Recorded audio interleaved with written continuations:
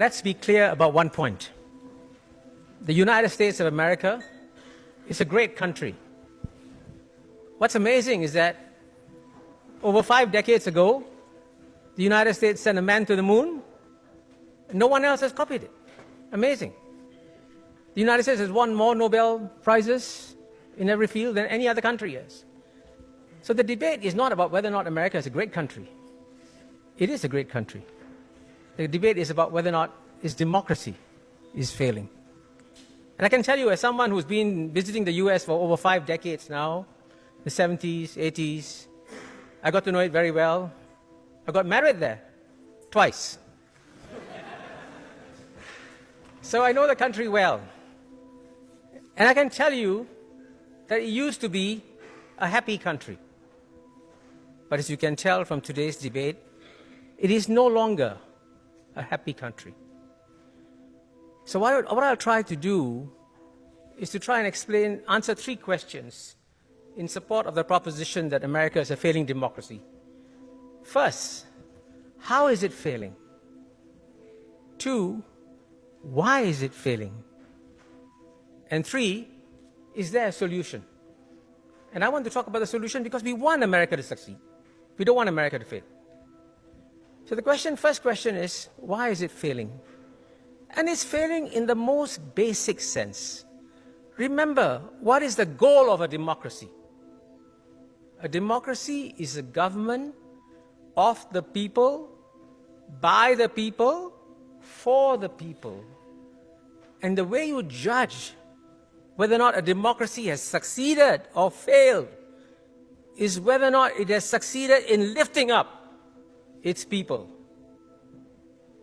And for a long time, the United States kept lifting up its people, and then it stopped doing so. And the data is quite stunning. Let me quote an important paper by Thomas Piketty in 2018. And he says that the stagnation of the bottom 50% of America's population contrasts sharply with the upsurge of income of the top 1%. For the bottom 50% of America's population, their share of pre-tax income declined from 21% to 13%. From 1970, 21% to 13% in 2014. And the share of income, the top 1%, increased from 9% to 20% in the same period. See the disparity? And in terms of household wealth, the share of household wealth held by the top 1%, 0.1%, went from 8.9% to 13.6%, while the share of wealth held by the bottom 50% went down from 3.8% to 2.5%. You can see, therefore, that the people are not benefiting from democracy. I wish I could show you this in the form of a slide where it shows that in 1970, the middle income population, the majority of Americans held 62% of the income, went down from 62 to 42% in 2020, while the upper income went up from 29% to 50%. So clearly something fundamentally has gone wrong. And the result of this, by the way, is that people are suffering. And you can see even in yesterday's column by Martin Wolf in the Financial Times, where he talks, by the way, about the extraordinary dynamism of the American economy and the suffering of the American people. And you know what's shocking? The United States of America is the only major developed country where life expectancy is going down. Trust me, the leading indicators, one of the leading indicators of the well-being of a society is life expectancy. And in most countries in the world, including the poor developing countries, life expectancy is going up. In the United States, it's going down. And I can tell you, even the very conservative British-American historian, Niall Ferguson, came out with an article saying, hey, if you look at the social indicators of the United States, it's like the old Soviet Union. Isn't that amazing? That shows you, therefore, that democracy is failing. The data is undeniable. Big question is, why is it failing? And here, as you know, the American people are speaking out every day. They go to the election booths, they vote, they speak, they do everything. and nothing changes. Why not? Now, this is a very important point I'm going to emphasize here. When you watch and see democracies, do not pay attention to the rituals of people going to the ballot box, stuffing it and saying, I am voting my government, I am making my choice. Look deeper. Because you will find, as you look deeper, that despite all these rituals and activities of democracy, nothing changes because the government has been captured. How is it captured? Let me quote to you two Princeton University economists, Martin Gilens and Benjamin Page. And by the way, they give extensive data. You can get a lot of this data in my book, Has China Won? I devoted a lot of time to explaining how this happened.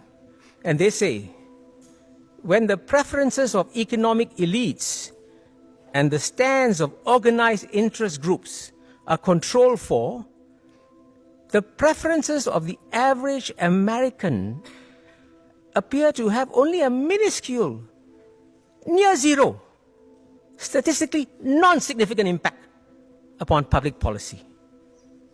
Furthermore, the preferences of economic elites, as measured by our proxy, the preferences of affluent citizens, have far more independent impact upon policy change than the preferences of average citizens do. And listen to this.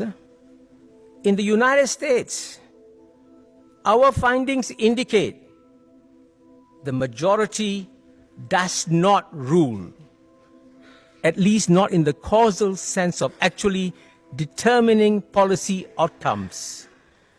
When a majority of citizens disagrees with economic elites or with organized interests, they generally lose. Unquote. Listen to this. In the United States, our findings indicate the majority does not rule. How can you call yourself a democracy when the preferences of the majority have no impact on the decisions of the government? But what's amazing is most people are not aware of this because it has happened in a very careful subterranean fashion. You never see it in the headlines. You don't see it in the papers too, but it's real. And therefore, the result of this is, as probably the most respected ever head of the Fed of the United States was a good friend of mine, Paul Volcker, and he said, effectively, functionally, the US has become a plutocracy. And let me make it very clear, a plutocracy is by definition not a democracy. So therefore, when you talk about a failing democracy here, you're dealing with a very serious challenge. Now, can we solve this problem?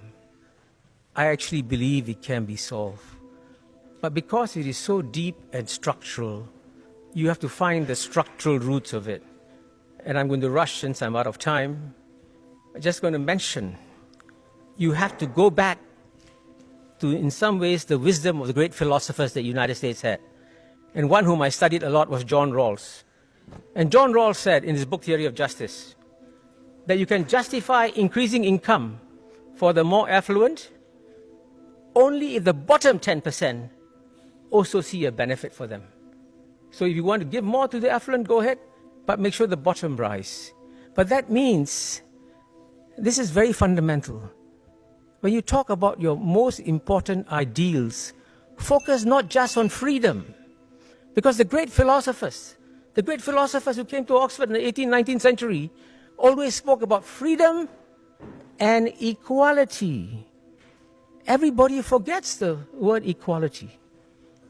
That's so fundamental. If you want to create a society where the majority of citizens, especially the bottom 50%, feel a real sense of well-being, feel that they are also co-owners of the society, create arrangements that work for the majority, that's what democracy is supposed to do. And by voting for the proposition, you know what you're doing? You're helping America to say, wake up, it's time for a change.